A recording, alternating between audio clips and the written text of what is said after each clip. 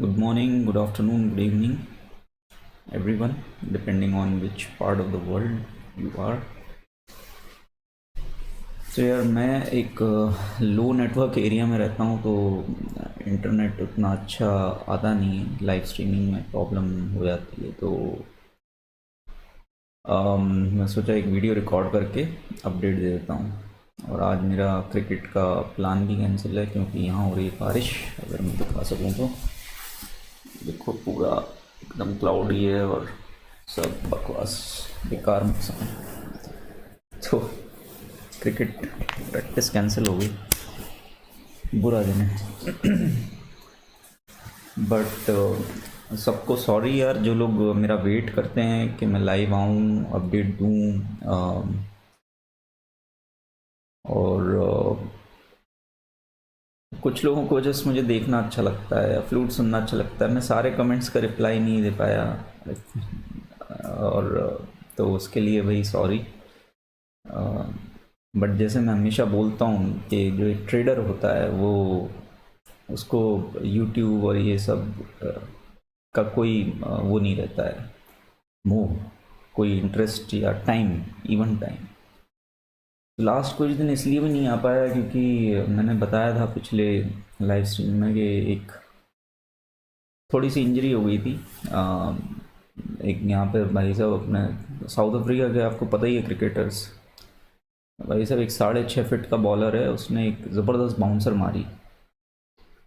ठीक है, तो और बहुत ज़बरदस्त बाउंसर थी। हम भी शेर आदमी, बैटिंग कर रहे थे, झुकेंगे तो नहीं, मारेंगे। तो कंट्रोल कर लिया था शॉट, बट जब मैं पुल करने के लिए गया या हुक करने के लिए, तो उसका बैट का जो टॉप एज होता है वो लग के बॉल हेलमेट के ग्रिल में फंस गई थी। तो वो ग्रिल, जो इम्पैक्ट पड़ा ना बॉल का हल्का सा, तो थोड़ा सा मतलब इंजरी हो गई। और फिर दोस्त है, मेरा दोस्त है, और कुछ वो आ गए घर पे, तो यहीं पे धमा चौकड़ी मच गई, सब पूरी टीम यहाँ आ गई। कुछ मतलब, और फिर एक मेरा अच्छा दोस्त है, उसकी वाइफ है, वो भी यहीं पे मेरे साथ रहने लगी कि भी ठीक है तेरे को, अ, मतलब एज ए केयर केयर करने के लिए कि ठीक है हम हैं। तो लास्ट कुछ दिन इसलिए भी नहीं ऑनलाइन आया, घर में कोई है तो अम, अच्छा नहीं लगता मैं यूट्यूब पे या लैपटॉप पे लगा रहा हूँ। बट अच्छे रहे कुछ दिन, अभी इंजरी भी ठीक हो गई है। अम, और इंग्लिश ब्रेकफास्ट, इंग्लिश लंच खाने को मिला। यहाँ तो जो गोरे लोग बनाते हैं ना, तो उसकी वाइफ ने बड़ा अच्छा अच्छा खाना बना के खिलाया, तो खातिरदारी हो गई लास्ट कुछ दिन में। बट मैं सोचा चलो अब फाइनली एक वीडियो बना के पोजीशंस अपडेट कर देता हूँ। वैसे मैं कम्युनिटी पोस्ट में अपना अपडेट्स डालता रहता हूँ, तो अगर आपको अलर्ट नहीं आते तो प्लीज़ देख लो कैसे क्या है। बट मैं एवरी डे एवरी मॉर्निंग जो भी चेंजेस करता हूँ पोजीशंस में, वो मैं दिखा देता हूँ। ठीक है। अरे यार, ये तो मैं इंट्राडे आजकल कर नहीं रहा हूँ क्योंकि टाइम नहीं मिलता है, और वैसे भी जब मार्केट वोलाटाइल हो तो मैं पोजिशनली ट्रेड करता हूँ। तो ये मेरे ट्रेड्स हैं जो मैं कम्युनिटी पोस्ट वगैरह में, या लास्ट टाइम जब लाइव आया था वो बताया था। जिंदल स्टील के 240 के पुट्स हैं, JSW के 310 के पुट्स हैं, निफ्टी का वीकली एक्सपायरी का 10,750 का कॉल, आई थिंक जो कल लिया था, कल ही लिया था, कल जब एक्सपायरी हुई थी तो जो एक्सपायरी वाली पोजीशन है वो काट के अगले एक्सपायरी में शिफ्ट कर ली थी। और ये 12,000 के मेरे पास पुट्स हैं सितंबर के, ये मैं होल्ड कर रहा हूँ। रिलायंस का 2300 का पुट मैं पिछले महीने से होल्ड कर रहा हूँ। अब ये जितना टाइम लगाएगा उतना यार पेशेंस रखना पड़ता है। ठीक है, बिना रिलायंस के निफ्टी गिरेगा नहीं। आज भी देखो कुछ खास नहीं गिरा है अभी तो, मतलब मुझे लग रहा है खेल शुरू हुआ है। असली फॉल तब आएगा जब रिलायंस गिरेगा। ठीक है, तो ये मेरी एग्जिस्टिंग पोजिशनल ये है, 16 लाख का करीब प्रॉफिट इसमें हो रहा है। यार मैं प्रॉफिट दिखा के मेरे को कुछ यहाँ पे कोई भारत रत्न नहीं मिलने वाला है, इसलिए मैं, जो लोग अपडेटेड है उन्हें पता है मेरे पास शॉर्ट पोजीशंस थी। और जिस दिन इंडिया चाइना की न्यूज़ आई थी उस दिन तो मतलब अच्छा खासा प्रॉफिट हुआ था, लेकिन मैं लाइव नहीं आया। ये यार मैं हमेशा बोलता हूँ, जो एक ट्रेडर है वो, उसको पब्लिक को अपना प्रॉफिट फ्लैश करके कुछ मिलने वाला नहीं है। उसको पब्लिक से पैसा चाहिए ही नहीं, तो वो क्या करेगा अपना प्रॉफिट दिखा के और ये करके। किसी को बकरे फंसाने हो तो अलग बात है। तो मैं नहीं आया था लाइव उस दिन, लेकिन उस दिन आज से भी ज़्यादा प्रॉफिट हुआ था कुछ। मैंने उसका स्क्रीनशॉट ले लिया था। जनरली ले लेता हूँ, मुझे ठीक ठाक प्रॉफिट होता है तो मैं एक स्क्रीनशॉट ले लेता हूँ मेमोरी के लिए। तो ये आई थिंक 31 अगस्त को इंडिया चाइना वाली न्यूज़ आई थी, तब मैंने शॉर्ट पोजीशंस में ऑलमोस्ट 26 लैक्स का प्रॉफिट हो रहा था, 26 लैक्स। तो वो बुक भी कर लिया था मैंने, अपडेट किया था कम्युनिटी टैब में। 11,400 500 के बीच में मैंने एग्ज़िट मार दिया था, और फिर से री एंट्री कर ली थी स्टील स्टॉक्स में भी और निफ्टी के पुट्स में भी।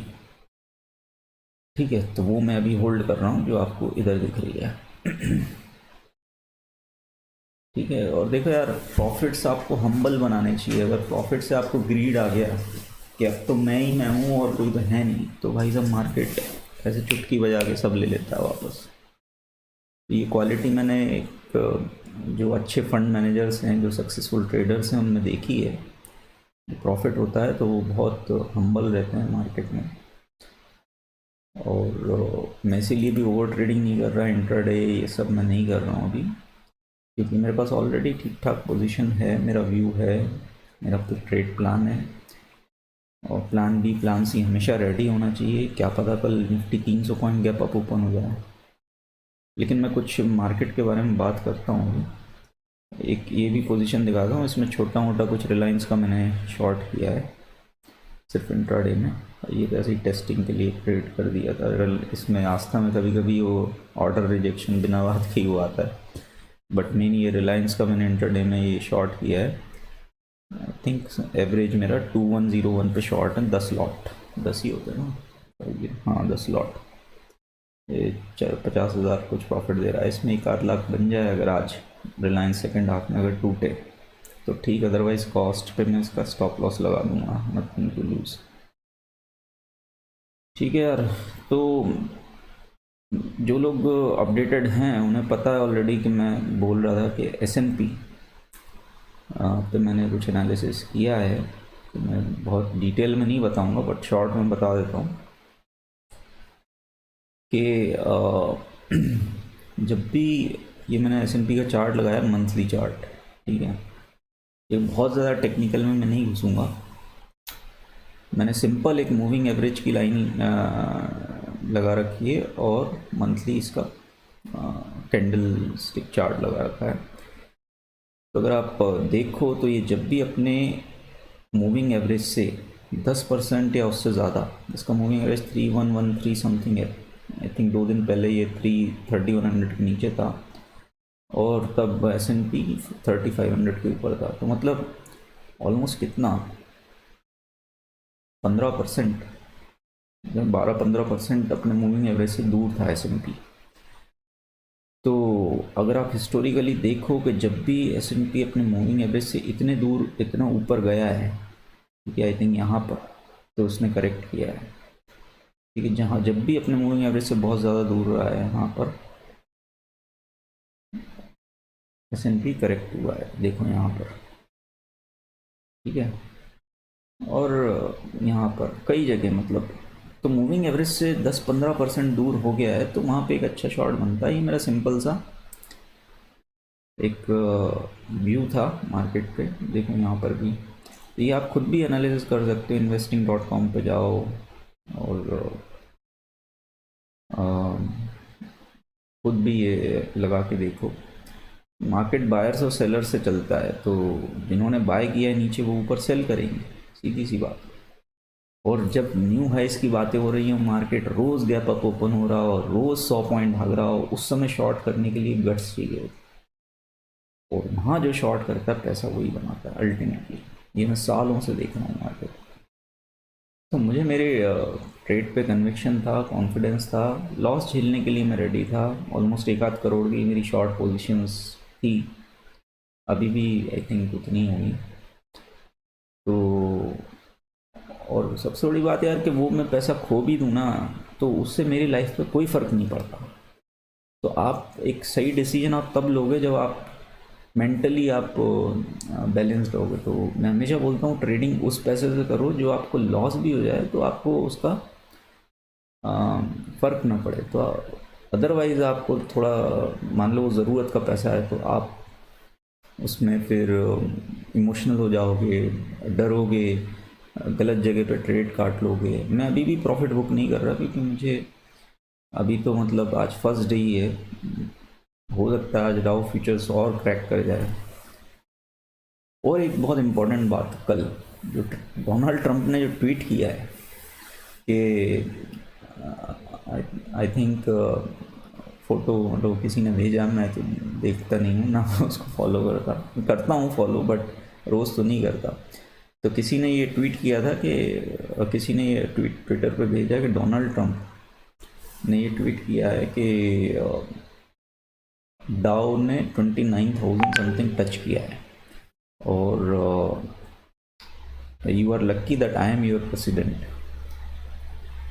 और जो दूसरा उसका जो अपोजिशन में है बिडेन, वो अगर होता तो डाउ क्रैश कर जाता, ऐसा करके उसने एक ट्वीट किया है। तो इसकी गहराई आप समझो। मैं आपको अभी अगले 1-2 महीने मार्केट से पैसा कमाने के लिए पॉलिटिकल समझ होना चाहिए। टेक्निकल को गोली मारो, अभी पॉलिटिक्स से चलने वाला है मार्केट। तो आई थिंक ट्रंप ने ये प्रूव कर दिया है कि अगर ट्रंप प्रेसिडेंट है तो इन्वेस्टर्स का पैसा बढ़ता जाने वाला है। उसने प्रूव कर दिया है। कोरोना के क्रैश से लेके न्यू ऑल टाइम हाइज आ गए। ट्रंप के पास अब किसी को कुछ प्रूव करने के लिए है नहीं, उसने ऑलरेडी कर दिया। लेकिन मुझे ऐसा लगता है, मेरी जो रीडिंग है पॉलिटिक्स की, अगले 1 से 2 महीने में ट्रंप ये मैसेज ज़रूर भेजना चाहेगा पब्लिक को कि अगर वो इलेक्शन हारा और बिडेन अगर इलेक्शन जीता तो स्टॉक मार्केट क्रैश होगा। ठीक है, लोग डरेंगे, लोग चाहेंगे ना मेरा पैसा बढ़े, लोग थोड़ी चाहेंगे कि क्रैश हो जाए। तो इससे वोटिंग पे कहीं ना कहीं थोड़ा फ़र्क पड़ेगा। और ये यूएस दुनिया की सबसे बड़ी इकनॉमी है, वहाँ की पॉलिटिक्स मतलब बहुत वेटेज रखती है स्टॉक मार्केट्स पे और बहुत सारी चीज़ों पे। तो मुझे लगता है कि ट्रंप ने प्रूव कर दिया है और हो सकता है वो कुछ बड़े क्रैश, आपको पता ही है मतलब फेड कंट्रोल करता है मार्केट यूएस के, और गवर्नमेंट का ज़बरदस्त कंट्रोल है, मनी पंपिंग और लिक्विडिटी को सब अनलिमिटेड मनी प्रिंटिंग पावर है। तो जैसे बढ़ा सकते हैं वैसे गिरा भी सकते हैं। तो हो सकता है कि वो ऐसे फ्लैश क्रैश दिखाए जाएं वोटिंग के पहले, ताकि लोग डरें और जिन्होंने इक्विलिब्रियम में है कि किसको वोट करूं किसको ना करूं, वो एटलीस्ट अगर इन्वेस्ट किया है तो वो ट्रंप को वोट करे। इस तरह की चीज़ें हो सकती हैं। ये कल से मेरा एक ये आया दिमाग में, तो मैंने अपने आप को सही पोजीशन कर लिया और ये मैं कैरी फॉरवर्ड करूँगा। 4 महीने से हम लगातार बढ़ते जा रहे हैं, 11,500 आ गया है 7,500 से। और इकनॉमी और स्टॉक मार्केट का कोई वो कनेक्ट है नहीं ज़्यादा, बट लॉन्ग टर्म में इन लाइन आ ही जाते हैं। तो जिस हिसाब से हालत है दुनिया में, एशियन मार्केट्स कुछ खास ट्रेंड दिखा नहीं रहे हैं, यूरोपियन मार्केट्स भी उस प्रोपोर्शन में नहीं बढ़ रहे हैं, क्योंकि यूरोप और एशिया में मनी प्रिंटिंग का पावर है नहीं जैसे यूएस की तरह। इसीलिए यूएस स्टॉक्स हाई पे हाई मार रहे हैं और बाकी दुनिया के मार्केट्स हाई नहीं मार रहे, इंक्लूडिंग अस। तो ये शॉर्ट पोजीशंस मैं कैरी करूँगा, वीडियो ज़्यादा लंबा करता नहीं हूँ। और यहाँ पे मैं प्रॉफिट बुक करने का सोचूंगा कुछ 3100 3200 के बीच जब भी आए। ये मूविंग एवरेज पे सपोर्ट लेता है, ये आप देखो यार, ये खुद भी स्टडी करो। सिंपल एक मंथली चार्ट लगा लो S&P का, उस पर एक मूविंग एवरेज का इंडिकेटर लगा लो और देखो कि जब जब ये अपने मूविंग एवरेज से बहुत दूर रहा है तो कहाँ कितना गिरता है, कहाँ सपोर्ट लेता है। मैंने एक एक्सेल शीट भी बनाई थी, वो दिखाऊंगा, टाइम लग जाएगा। और अ, देखो मतलब कि कितना परसेंटेज फॉल आप एक्सपेक्ट कर सकते हो। ठीक है, मुझे लग रहा है 3100 3200 इतना आ सकता है। और अगर ये लॉजिक सही है फ्लैश क्रैश वाला पॉलिटिकली, तो पैसा ही पैसा है। मैं तो अच्छा भर भर के शॉर्ट पोजीशन बना रखी है। मतलब आप देखो तो निफ्टी के कितना है, ये रिलायंस पे तो ज़बरदस्त पोजीशन है। ज़बरदस्त तो नहीं बट हाँ ठीक है, मतलब आई डोंट नो कितने लॉट्स हैं, बट हर एक पॉइंट पे ये मुझे 12,600 समथिंग दे रहा है हर एक। मतलब रिलायंस 1% गिरता है तो मुझे 2.5 लैक्स मिलेगा। ठीक है, 20 पॉइंट लगभग। निफ्टी के हर एक पॉइंट के मूव पे मुझे कितना ये 5500, अराउंड 5500। तो निफ्टी 100 पॉइंट गिरता है तो मुझे ऑलमोस्ट 5.5 लाख। जिंदल स्टील हर एक पॉइंट पे 60,000 रुपये देगा। तो मेरा मेन बैट तो यही है, जिंदल स्टील। जिस डब्ल्यू भी गिरेगा तो गिरेगा गिरेगा ये भी, क्योंकि स्टील स्टॉक्स मैंने बताया था, जिन्होंने जो मुझे फॉलो करते हैं, हमेशा लास्ट में स्टील स्टॉक्स भागते हैं मार्केट जब एक अपना इंटरमीडिएट टॉप बनाता है या टॉप बनाता है। और सबसे ज़बरदस्त क्रैश भी स्टील के स्टॉक्स ही होते हैं अगर मार्केट का वो टॉप है तो। ठीक है, अगर तो लगता तो यही है कि 11,700 11,800 हो गया, और यहाँ से अगर हम 400-500 पॉइंट करेक्ट होते हैं तो स्टील के स्टॉक्स 20-20% भी करेक्ट हो सकते हैं। ठीक है यार, तो मैं क्लोज़ करता हूँ वीडियो, और ट्राई करूँगा लाइव आने का आज, बट कनेक्टिविटी ठीक रही तो आ जाऊँगा लाइव। ठीक है, बाकी यार जो लोग मुझे फॉलो करते हो, अगर मैं कभी बोलता नहीं कि मेरे ट्रेड कॉपी करो, बट मैं हमेशा यही बोलता हूँ सेल्फ लर्निंग करो, खुद से सीखो। आज बहुत लोगों ने बैंक निफ्टी में पुट राइटिंग की सुबह सुबह कम्युनिटी को, मैंने कहा अच्छी बात है, मेरे अगेंस्ट पोजीशन ली। मैं ये थोड़ी बोल रहा कि मैं ही सही हूँ। आपने अपनी रीडिंग की, अपना एनालिसिस किया, आपने आज पुट राइटिंग करके मतलब लॉन्ग जाके गैप डाउन में आपने पैसा कमाया, अच्छी बात है। मैं ये नहीं बोलता मुझे फॉलो करो, मैं बोलता हूँ अपना खुद की रीडिंग बनाओ, खुद का एनालिसिस करो, गलतियाँ करो छोटी मोटी, सीख बड़ी बड़ी लो, ऐसे ही आप एक ट्रेडर बनोगे। ठीक है, तो का एनालिसिस करो। और बट जिन लोगों ने भी मेरे कमेंट्री पे, मेरे व्यूज़ पे अगर प्रॉफिट किया है, आप सब लोगों से एक रिक्वेस्ट है, जितना भी प्रॉफिट आपने किया उसका कुछ 10% 20% निकालो, और इसी वीकेंड में अपने पेरेंट्स के लिए, मम्मी पापा के लिए, या जो भी आपके आपको प्यार करने वाले लोग हैं उनके लिए कुछ गिफ्ट लो। ठीक है, अपने पैसे का इस्तेमाल सही जगह करो। अपनी मार्केट की आपाधापी में अच्छे काम करना मत भूलो। ठीक है, तो जिन लोगों ने प्रॉफिट किया है, छोटा सा एक मैं मेरे लिए कुछ फीस मांग रहा हूँ, अपने पेरेंट्स को कुछ गिफ्ट लो और बाय करो और उनको दो। ठीक है, आपकी एक 200 या 400 या 1,000 रुपये की या 2,000 रुपये की एक अगर आप साड़ी भी लेते हो अपने मम्मी के लिए, तो उनके लिए वो 2 करोड़ का गिफ्ट है। ठीक है, ऐसे ही अपने पापा के लिए कुछ लेते हो तो उनके लिए उस पैसों का मोल नहीं है। ये एक अच्छा काम करो। ठीक है, और जो हमने एक रिवॉल्यूशन ला रहे हैं स्कैमर्स के अगेंस्ट फाइट करने का, उसमें पार्टिसिपेट करो। ठीक है, जब आप अच्छे काम करते हो तो पूरी कायनात आपकी मदद करती है। स्टॉक मार्केट में थोड़ा लक भी चाहिए होता है। आप अच्छा काम नहीं करोगे तो लक तो नहीं आएगा ना आपके पास। तो ये कोई अच्छे काम करो, और देखो आपकी लाइफ में कैसे अच्छी चीज़ें होने लगती हैं। आई थिंक मैंने जब से स्कैमर्स के अगेंस्ट फाइट करना शुरू किया है और लोगों से कनेक्ट हुआ हूँ, आई थिंक मेरा एक्यूरेसी थोड़ा सा बढ़ गई है। ऐसा मुझे लगता है, जो लोग मुझे फॉलो करते हैं वो भी उनको भी ऐसा ही लगता होगा। जैसा जैसा प्रेडिक्ट कर रहा हूँ ऑलमोस्ट वैसा वैसा जा रहा है मार्केट। तो होता है यार ऐसा, ये एनर्जीज होती हैं जो आप पॉजिटिव रेडिएट करोगे तो पॉजिटिव आएंगी। हम यहाँ पे क्या कर रहे हैं, हम किसी को नफरत थोड़ी कर रहे हैं, लेकिन जो इन्होंने स्कैम की दुकान खोल रखी है उनसे हम जो मासूम लोग हैं उन्हें बचा रहे हैं। ये तो अच्छा काम है ना, एक धर्म का काम है। मतलब किसी को हम धोखाधड़ी से हम बचा रहे हैं। भाई जिसके खुद का प्रॉफिट लॉस का आता पता नहीं, जो खुद लॉस में है, उसने एक दुकान खोल ली कि आओ मेरे पास, मुझे पैसा दो, मैं तुम्हें प्रॉफिट कराऊंगा। ये स्कैम नहीं है तो क्या है?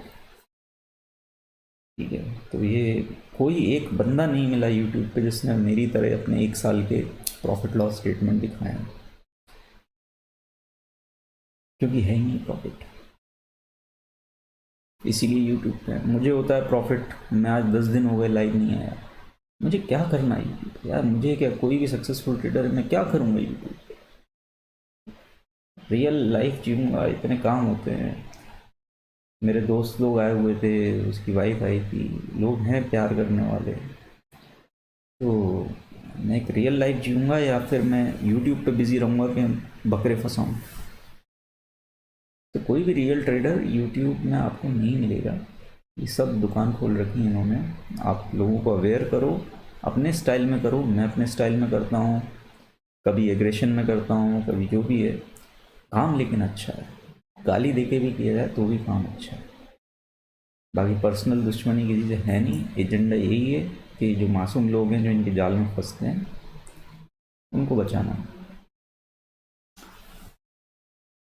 ठीक है यार, तो ये एक छोटा सा काम करो, अपने पेरेंट्स के लिए गिफ्ट लो कुछ। प्रॉफिट किया है तो, अगर मेरे व्यूज़ पे वो वैसे भी किया है तो करो यार।